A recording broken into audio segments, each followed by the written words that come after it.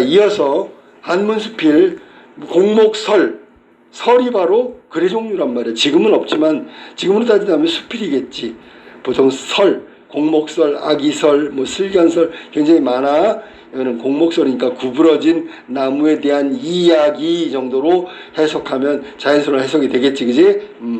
자, 여기는 지금 작품이 기승전결 4단 구성으로 돼 있어. 근데 기승 이 앞부분하고 전결 뒷부분하고 나눠지는 거야. 앞부분은 경험을 이야기했고 그 경험을 통한 깨달음을 이야기했어. 글쓴이 장자가 이웃에 사는 장생과의 경험을 통해서 깨달은 거야. 그리고 뒷부분에 가서는 뭐냐면 글쓴이가 나무 얘기인데 나무 얘기에 대한 경험과 깨달음이었는데 뒤로 가니까 이거는 인간의 속성 그 세태에 관한 거로 확대시킨 거야. 항상 설은 앞부분보다 뒷부분이 강조하고 있는 거고 진짜 하고자 하는 얘기는 거기에 있단 말이야. 그래서 여기는 지금 뒷부분에 인간 사회의 모습, 인간의 모습, 사회의 모습 이런 것들에 대한 뭐 일종의 비판이야. 비판하니 비판하려고 쓴 글이고 앞부분은 개인적인 경험이고 뒷부분은 사회적으로 확대시켰다 이렇게 얘기하면 되는 거야. 알았지? 근데 이게 앞부분하고 뒷부분이 거의 다른 얘기지만 공통적 속성이 동일해. 이런 걸 뭐라고 하냐면 유추라고 하는 거야. 유추를 통해서 뭐 우리 인간 사회, 인간의 속성과 사회에 대해서 세태에 대해서 비판하는 확장을 했다라고 이야기하는 거야. 자, 그럼 구부러진 나무에 관한 이야기. 자, 본문 먼저 보고 나중에 다시 정리해 줄게. 자, 본문 봐봐. 이웃에 장생이라는 자가 살고 있었다. 장생, 여기 지은이는 장자지만 왜냐하면 자, 이웃에 장생이라는 자가 살고 있었대. 장차 집을 지으려고 산에 들어가 제목을 구하였는데, 제목, 이건 뭐 집 짓는 재료를 말하는 거지. 빽빽이 들어찬 나무들 모두가 구불구불하게 비틀어져 용도에 맞지 않았다.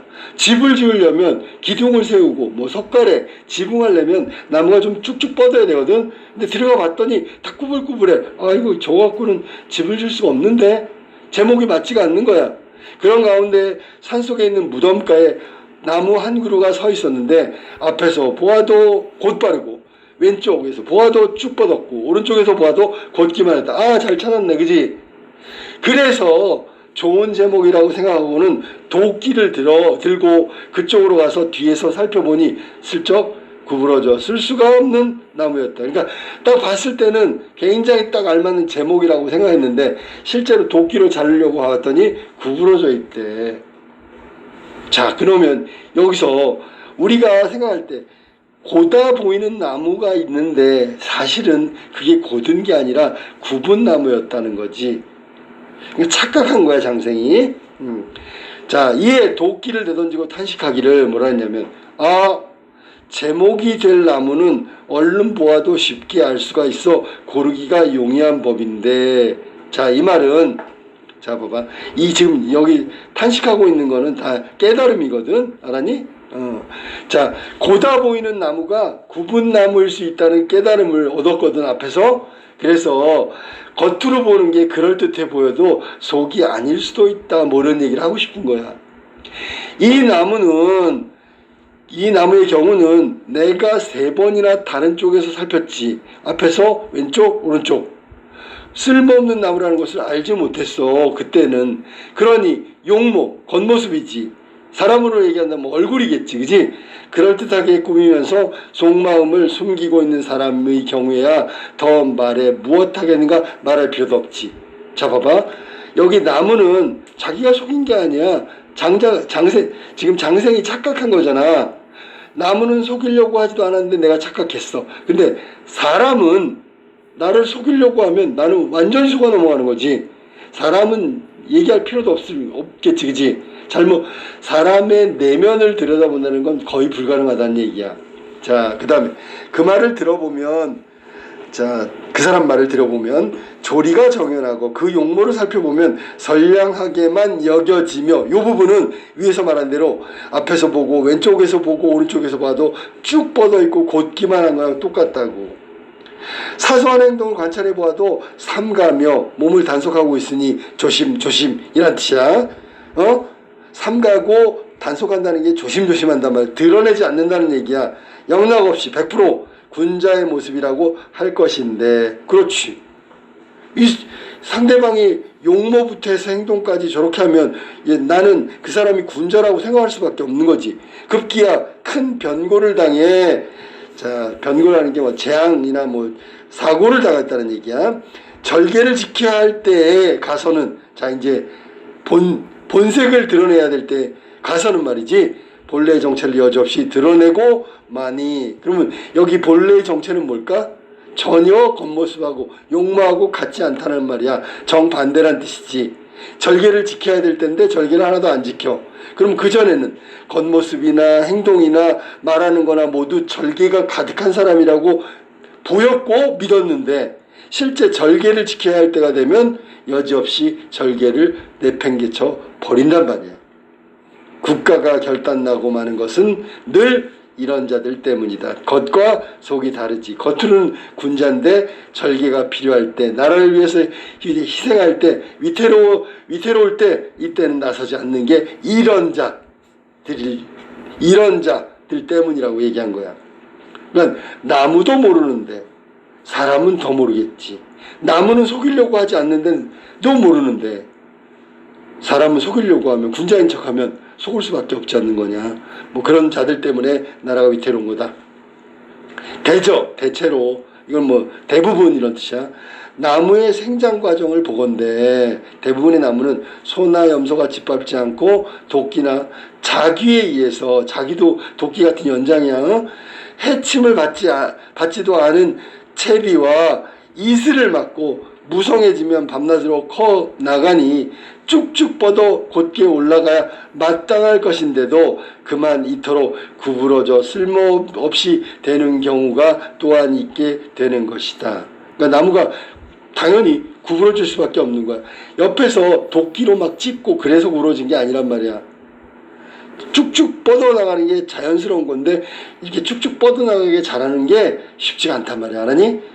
그런데 하물며 이 세상에 몸을 담고 있는 사람의 경우야 더 말할 나위가 있겠는가. 사람도 고든 사람, 절개를 지키는 사람이 성장하는데 제대로 성장하기가 힘든 거지. 나무도 저 정도인데. 자, 무력이, 물질에 대한 욕심이라고 할게. 무력이 참된 성품을 혼탁하게 하고, 자, 나무로 말하면 곧바로 자라는 것을 사람으로 친다면 뭐지? 이거는 고든 성품이잖아. 그지? 근데 뭐 때문에 망가져? 물력, 물질에 대한 욕심. 그 다음에 분별력은 뭐 때문에 망가져? 이해타산, 이해관계. 이해관계가 뭐야? 자기한테 이익이 되느냐 손해가 되느냐 이런 거 따지는 거야. 알았니? 그래서 분별력을 흐리게 하고 나머지 천성이 왜곡되어 본래 모습을 일탈하는 경우가 이루 헤아릴 수 없이 많은, 이게 사람이 올바르고 절개를 지키면서 절개가 있는 사람으로 크기 어려운 이유를 얘기한 거야. 물욕 때문에 망하고요. 이해관계 때문에 분별력이 흩어지고요. 천성이 왜곡돼서 본래에서 일탈되고요. 그러니까 고든 절개를 가진 사람을 우리가 만나기가 쉽지가 않겠지. 그지? 별나게 행동하며 속임수를 쓰는 자는 많고, 이게 세태야. 세태 비판하는 거야. 바르고 곱게 행동하는 자가 적은 것이 하나도 이상할 게 없다. 그렇지, 당연한 거 아니겠는가 라고 이야기하는 거란 말이야. 하나도 안 이상해. 당연히 사람이 살아가면서 물질에 대한 욕심, 무력, 그 다음에 이해관계 때문에 분별력이 흩어지고 천성이 막 왜곡되고 타락하고 일탈하고, 이게 당연한 거이기 때문에 그렇게 고든 행동을 하는 사람을 만나는 거, 이거 드물어. 적은 것도 하나도 이상하지 않다라고 얘기한 거야. 자, 그 다음에 하고는 마침내 이 일을 장자에게 이야기했다. 자, 여기 글쓴이는 장유라는 사람인데 장자라고 얘기했어. 장자가 대답하였는데 그 말이 이러하였다. 자, 장생의 경험을 듣고 장생이 깨달은 걸 지금 장자한테 얘기했잖아. 그지? 그때 장자가 이제 얘기하는 거야. 장생의 얘기를 듣고 나서 관찰력이 대단하다고 하겠다. 누구 칭찬한 거야? 장생에 대해서 칭찬한 거야. 응? 그렇지만 나 역시 해줄 말이 있다. 그러면 너의 얘기를 100% 맞다고 얘기할 수는 없네. 뭐 이런 얘기겠지. 홍범에서 오행을 논할 때 자, 이 뭐 홍범이라는 건 그냥 책이라고 생각하면 되고, 이게 시서역, 시경, 서경, 역경 중에 서경이라는 책이야. 거기에 나오는 말인데, 오행을 논할 때 목에 대해서는 나무목, 그 속성이 구부러지고 구불고 바르다, 발을 곧을 직자. 그래서 나무는 원래 구부러지고 곧은 거야. 그러고 보면 나무가 굽었을 경우 제목으로는 쓸 수 없을지 몰라도 속성으로 보면 원래 나무는 구부는 게 맞는데 뭐 하나도 이상한 게 아니야. 하지만 사람의 경우는 태어날 때부터 속성이 바르기만 하니 바르게 행하지 않고도 살아갈 수 있는 것이 요행이 환난을 면할 것이라고 해야 할 것이다. 사람은 곧은 속성만 갖고 있어. 그러니까 굽어지지 않는 거라고. 알았니? 이게 인간의 속성이야. 나무는 구부러질 수도 있어. 알았니?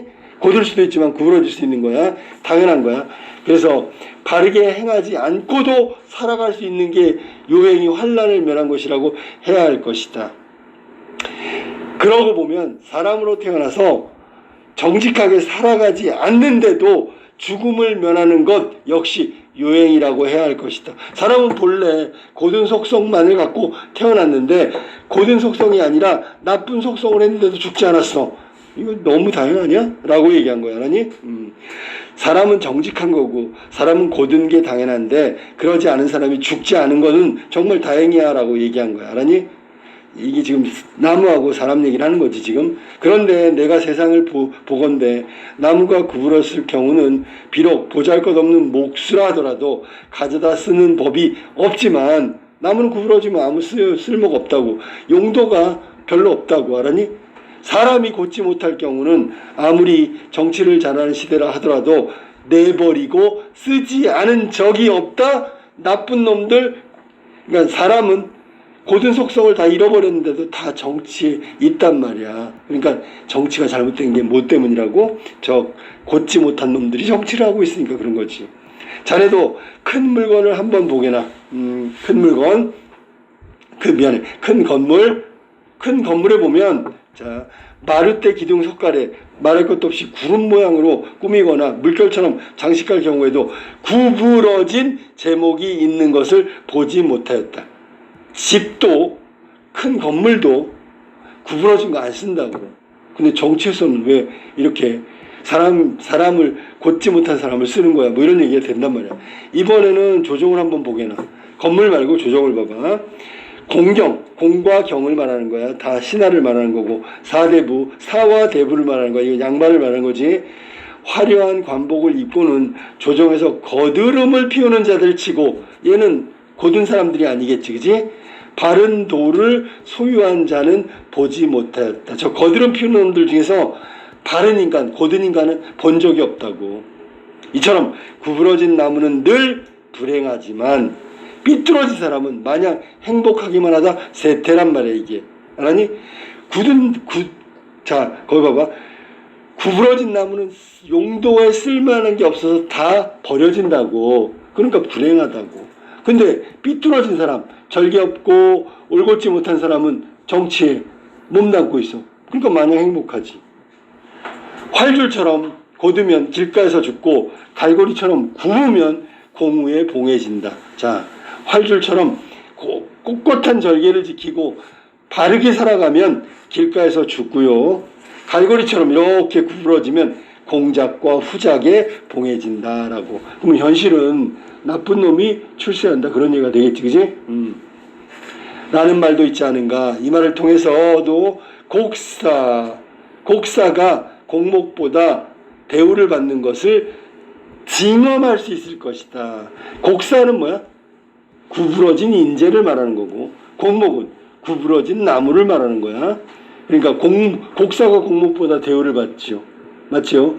공목은 다 버려지는데, 쓰지 않는데, 곡사는 정치에 들어가잖아. 그러니까 곡사가 공목보다 대우를 받는다는 것을 경험할 수 있을 거다. 징험이 바로 경험이야. 결국 고든 인재를 쓰지 않는다는 것이고 현실에 대한 비판이지, 그지? 마지막에 그렇게 하면서 끝낸 거란 말이야. 나무도 굽은 걸 쓰지 않는데 어찌하여 굽은 사람을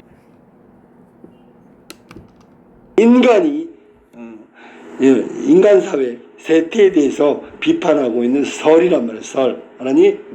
보통 설이라는 게 어떤 이치를, 뭐 어떤 본질에 대해서 자신의 의견을 이야기하는 부분이고, 주로 뒤쪽 부분에 핵심적인 주장이 들어가 있다라고 생각하면 돼. 알았니?